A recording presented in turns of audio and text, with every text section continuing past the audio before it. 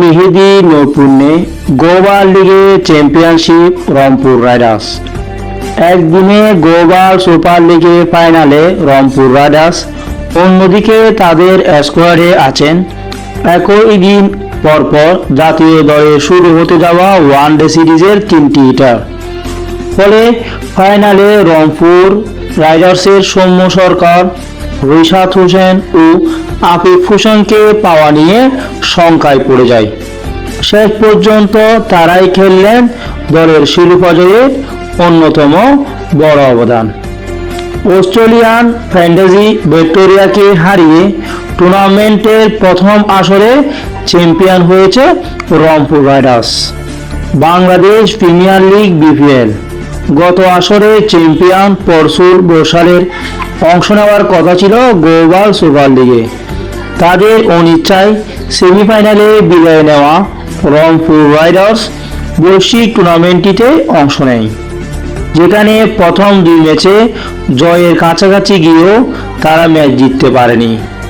শেষ দুই ম্যাচ জিতে নেট রানের সমীকরণ মিলিয়ে ফাইনালে ওঠে রংপুর। শিরোপা নির্ধারণের ম্যাচে তারা 56 রানে জিতেছে। প্রথমবারের মতো গায়ানা ক্রিকেট কর্তৃপক্ষ এই আয়োজনে সাফল্য পেল বাংলাদেশি ফ্র্যাঞ্চাইজি। শিরোপা জয়ে টুর্নামেন্ট জুড়ে দারুণ অবদান ছিল সৌম্য সরকারের। গুরুত্বপূর্ণ ফাইনালে তিনি আরও দুর্দান্ত ব্যাটিং করেন। 54 বলে খেলেছেন 86 রানের এক ইনিংস। 5 ম্যাচে 47 গড় এবং 142.42 স্ট্রোক রেটে সৌম্য টুর্নামেন্টে সর্বোচ্চ 188 রান সংগ্রহ করেন। টস জিতে ব্যাটিংয়ে নেমে রংপুরের শুরুটা দারুণ আক্রমণাত্মক, যদিও পাওয়ার প্লেতে তারা মাত্র 40 রান তুলে।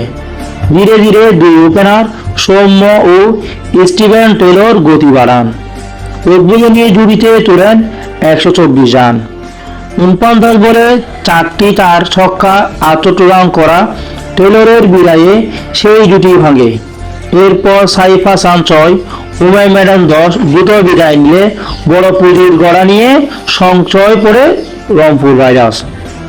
সৌম্য সরকার শেষ পর্যন্ত অপরাজিত থেকে সেই সংখ্যা ছাপিয়ে 178 রানের বড় সংগ্রহ এনে দেয়। এটাই প্রথমবারের মতো অনুষ্ঠিত টুর্নামেন্টে সর্বোচ্চ দলীয় সংগ্রহ। 7টি চার 5 ছক্কায় বাংলাদেশি এই ওপেনার অপরাজিত ছিলেন 86 রান করে। 179 রানের লক্ষ্য তাড়া করতে নেমে শুরুতে ঝড়ের আওয়াজ দেয় অস্ট্রেলিয়া ঘরোয়া লিগের দল টিম ভিক্টোরিয়া। 3.2 ওভারে 27 রান তুলে তারা প্রথম উইকেট হারায়। এরপর বলার মতো আর কোনো জুটি করতে পারেনি তারা।